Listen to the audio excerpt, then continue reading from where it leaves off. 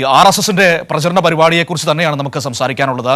ഈ RSS ചിഹ്നം ഉപയോഗിച്ച ഉൾപ്പെടുത്തണമെന്ന രാജ്ഭവന്റെ നിലപാടിനെതിരെ വ്യാപകമായ വിമർശനമാണ് രാഷ്ട്രീയ മേഖലയിൽ ഉയർന്നു വന്നിരിക്കുന്നത്, കേരളത്തിന്റെ പൊതുസമൂഹത്തിൽ ഉയർന്നു വന്നിരിക്കുന്നത്.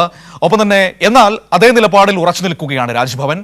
ഇനിയും സർക്കാർ പരിപാടികളിൽ അത്തരത്തിലുള്ള ചിഹ്നങ്ങൾ ഉപയോഗിച്ചാൽ അതിൽ പങ്കെടുക്കില്ല എന്ന് തന്നെയാണ് സർക്കാർ നിലപാട് വ്യക്തമാക്കിയിരിക്കുന്നത്. ആ വിവരങ്ങളുമായി കമലേഷ് ചേരുകയാണ് തിരുവനന്തപുരത്ത് നിന്ന്. നോക്കാം എന്താണ് സംഭവിച്ചുകൊണ്ടിരിക്കുന്നത്. Kamlesh, good morning. നമ്മൾ അതിനെക്കുറിച്ച് ഇങ്ങനെ വിശദമായി നിലമ്പൂരിൽ നിന്നൊക്കെ സംസാരിച്ചു കൊണ്ടിരിക്കുകയായിരുന്നു.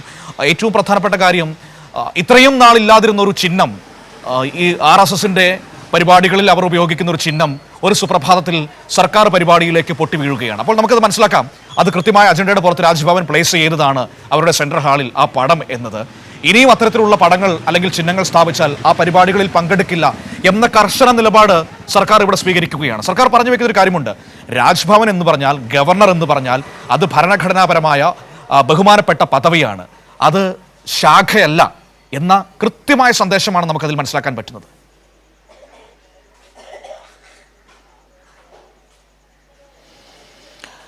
Manu, good morning. ഈ പറഞ്ഞത് തന്നെയാണ്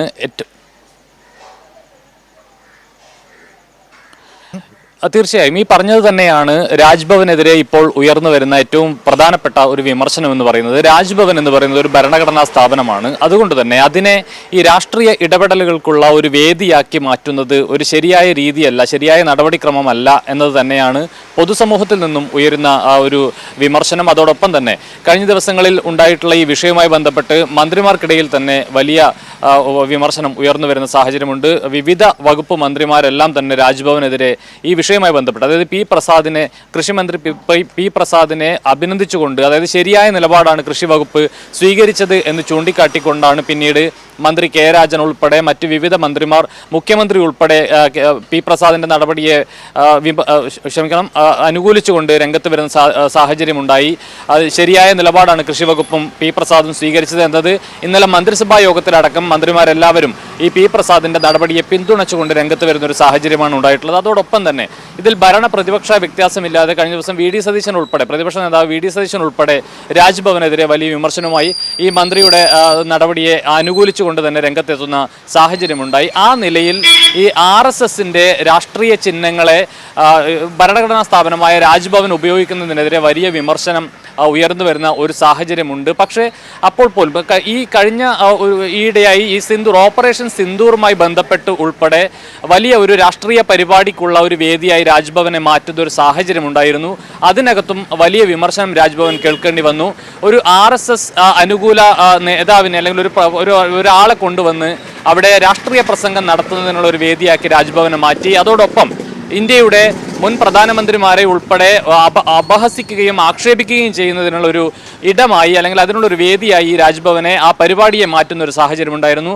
അതിനെതിരെ വലിയ വിമർശനം ഉയർന്നു വരുന്ന സാഹചര്യമുണ്ടായി. എന്നിട്ടും അതിന് പിന്നാലെയാണ് വീണ്ടും RSSന്റെ കാവ്യ പതാക ഏന്തിയ ഭാരതാംബയുടെ ചിത്രം വെച്ചുകൊണ്ട് ഇത്തരത്തിലൊരു പരിപാടി നടത്തണമെന്ന ശാഠ്യം രാജ്ഭവൻ മുന്നോട്ട് വെക്കുന്നത്.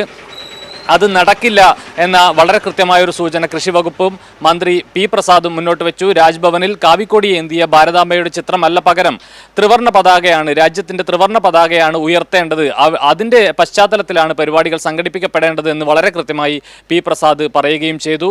അത്തരത്തിൽ ഏതെങ്കിലും ഒരു രാഷ്ട്രീയ ചിഹ്നത്തിന് മേൽ മുട്ടുമടക്കുന്ന അല്ലെങ്കിൽ കുനിഞ്ഞു നിന്ന് കുമ്പിട്ട് നിൽക്കുന്നവരായി ഇടതുപക്ഷത്തിന്റെ മന്ത്രിമാർ മാറില്ല എന്ന കൃത്യമായ സൂചനയാണ് ഇതുവഴി മുന്നോട്ട് വെച്ചിട്ടുള്ളത്.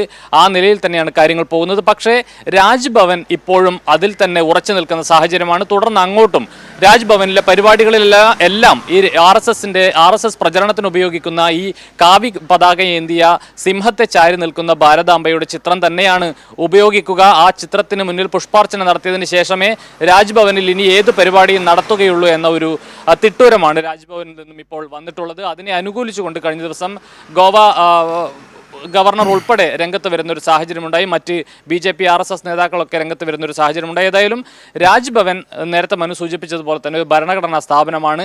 ആ നിലയിൽ ഭരണഘടനയിൽ ഊന്നിയുള്ള പ്രവർത്തനങ്ങളാണ് അവിടെ നടത്തേണ്ടത്. എന്നാൽ ഭരണഘടനാ വിരുദ്ധമായ പ്രവർത്തനങ്ങളാണ് ഈ ഒരു പ്രവൃത്തിയിലൂടെ രാജ്ഭവൻ ചെയ്തിട്ടുള്ളത് എന്ന വിമർശനം തന്നെയാണ് നിലവിലിപ്പോൾ പൊതുസമൂഹത്തിൽ നിന്നും ഉയർന്നു വരുന്നത്. മനു, ശരി, ഓക്കെ, താങ്ക് യു. കമലേഷാണ് തിരുവനന്തപുരത്ത് ഈ വിവരങ്ങൾ നമുക്ക് നൽകിയത്. ഏതായാലും